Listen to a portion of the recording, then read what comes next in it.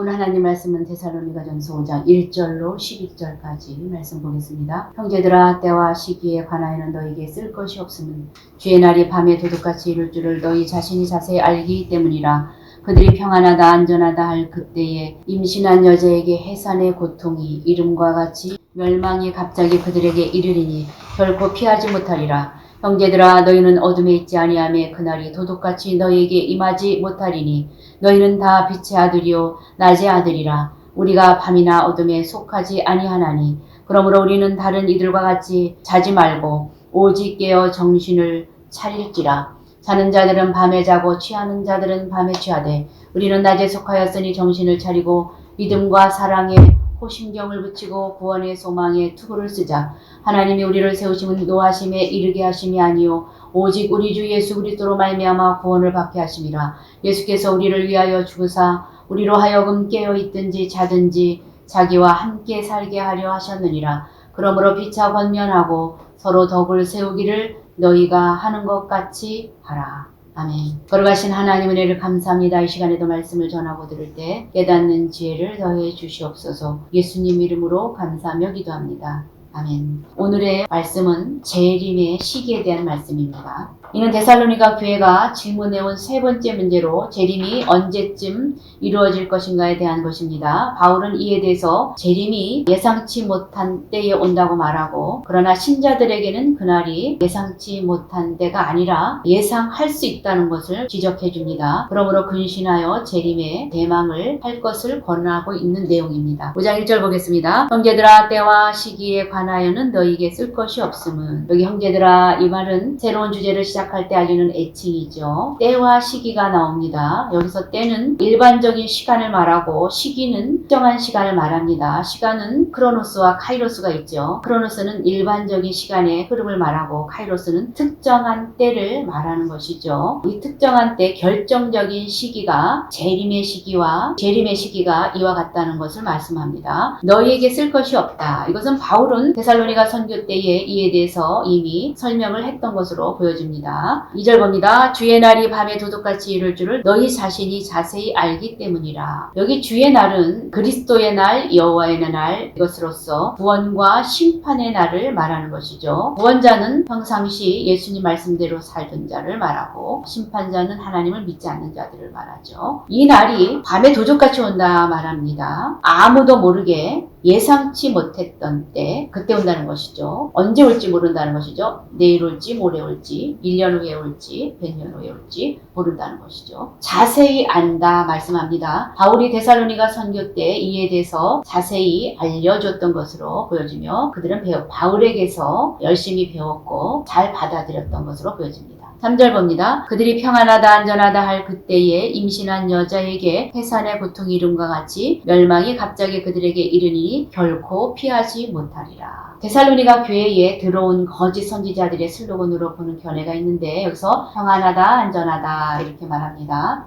여기서 평안과 안전을 함께 언급하는 것은 로마의 평화를 축하하는 정치적 슬로건이었습니다. 바울은 이 세상적인 로마의 평화를 누리며 연락에 취해 살아가는 당시의 사람들을 생각하며 이 어구를 만들었을 것으로 보여지는데, 안일에 도취되어 있을 때 패망은 다가오는 것이죠. 오늘날도 주의 재림은 불신자들이 현재 생활에 평안하다, 안정되다, 안심하고 있을 때 호련히 임할 것임을 말해줍니다. 해산 고통이 이름과 같다 말합니다. 재림을 통한 심판을 피할 수 없음을 나타내는 것이죠. 해산의 고통은 피할 수 없습니다. 언제쯤인지 해산은 우리가 예측을 할 수 있음을 보여주는 것이죠. 아기가 언제 나올지는 우리가 예측을 할 수 있다는 것이죠. 4절 보겠습니다. 형제들아, 너희는 어둠에 있지 아니하매 그날이 도둑같이 너희에게 임하지 못하리니. 지금까지 논주와 반대되는 논주를 말합니다. 지금까지는 불신자들의 경우를 말했으나 이제부터는 신자의 경우를 말하려고 합니다. 불신자들은 재림이 도적같이 오고 아이벤 여인에게는 해산의 고통이 임함같이 임하지만 신자들은 그렇지 않다는 것이죠. 어둠에 있지 않다 말하죠. 불신자들은 어둠에 있기 때문에 재림이 도적같이 오지만 신자들은 어둠에 있지 않기 때문에 빛에 있으므로 재림이 도적같이 오지 않는다 말합니다. 5절, 너희는 다 빛의 아들이요 낮의 아들이라. 우리가 밤이나 어둠에 속하지 아니하나니. 여기에 빛의 아들은 빛에 속했다라는 뜻이죠. 하나님이 빛이시고 그리스도의 빛이시기 때문에 그를 믿는 자들은 빛의 아들이 되는 것이죠. 여기에 낮의 아들은 낮에 속했다는 뜻이죠. 우리가 밤이나 어둠에 속하지 아니한다 말합니다. 앞에 너희에서 우리로 바뀝니다. 데살로니가 상황의 특수성에서 벗어나서 그리스도인의 일반을 교훈하기 위한 것입니다. 밤과 어둠은 빛 가운데 있지 않은 그런 자들의 도덕적 영역을 나타내고 있습니다. 6절 봅니다. 그러므로 우리는 다른 이들과 같이 자지 말고 오직 깨어 정신을 차릴지라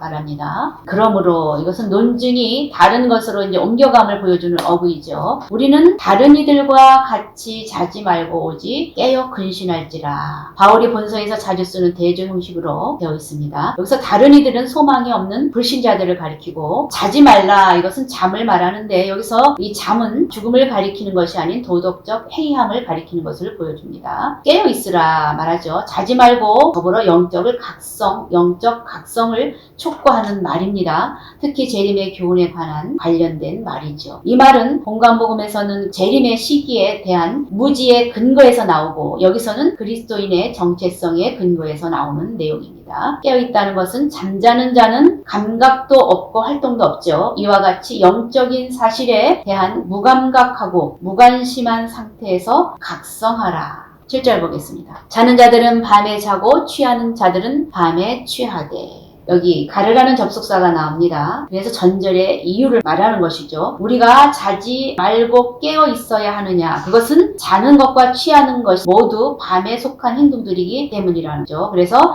자는 자들은 밤에 자고 취하는 자들은 밤에 취하라 말하죠. 8절 봅니다. 우리는 낮에 속하였으니 정신을 차리고 믿음과 사랑에 호심경을 붙이고 구원의 소망에 투구를 쓰자. 우리는 낮에 속하였다고 말합니다. 앞에 자는 자들 또 취하는 자들과 대조시키면서 깨어 있어야 할 두 번째 이유를 말합니다. 그것은 우리 성도들이 낮에 속했기 때문이라는 것이죠. 여기 밤과 낮은 신앙 이전 세계와 신앙 이후의 세계를 가리키는 비유적인 표현이죠. 근신한다는 것은 군대 용어로 군인들이 밤에 깨어 보초를 서는 것을 말씀합니다. 믿음과 사랑에 흉배를 붙이고 구원의 소망에 투구를 쓰자. 이 말씀은 이사야 59장 17절 의의 호심경을 삼으시며 구원을 그 머리에 써서 투구를 삼으며 라는 것을 생각나게 하는데 여기서도 데살로니가 교회에 세 가지 모범이 나와 있습니다. 1장 3절은 내가 너희를 생각할 때마다 하나님께 감사한다. 이 내용을 포함한 것이죠. 그러나 바울은 여기서는 믿음과 사랑을 하나로 보고 있습니다. 9절 보겠습니다. 하나님이 우리를 세우심은 노하심에 이르게 하심이 아니요 오직 우리 주 예수 그리스도로 말미암아 구원을 받게 하심이라. 하나님이 우리와 세우심은 여기 후티라는 접속사가 있습니다. 그리스도인이 깨어 있어야 할 이유를 보여주는 것이죠. 여기 우리는 앞에서 말한 재속한 자들, 낮에 속한 자들을 가리킵니다. 노하심에 이르게 하심이 아니다. 그리고 구원에 이르게 하신 것이라 말하죠. 여기 노하심에 이르게 하심이 아니라는 것은 어둠에 속한 불신자들의 운명을 말하는 것이죠. 구원에 이르게 하신 것이다. 이런 자들은 빛에 속한 신자들의 운명이죠. 여기서도 낮에 속한 자들과 밤에 속한 자들의 대조가 역력하게 나와 있습니다. 그래서 노하심과 구원이 여기에 주제가 되는 것이죠. 10절 보겠습니다. 예수께서 우리를 위하여 죽으사 우리로 하여금 깨어 있든지 자든지 자기와 함께 살게 하려 하셨느니라. 예수께서 우리를 위하여 죽으셨다는 것은 그리스도로 말미암아 구원의 구체적인 설명을 말씀해주고 있는 것이죠. 그는 우리를 위해 죽으셨던 것이죠. 여기서 깨든지 자든지 이것은 이제 비유적으로 하는 말입니다. 그래서 살든지 죽든지 그런 뜻입니다. 또 바울은 앞에서 살아있는 성도나 죽은 성도나 다 함께 천국에 들어갈 것을 말하였습니다. 자기와 함께 살게 하려 하셨다. 주와 함께 있으리라의 5장 9절에 구원을 얻게 하신 것이라를 달리 표현한 내용이죠. 11절 보겠습니다. 그러므로 피차 권면하고 서로 덕을 세우기를 너희가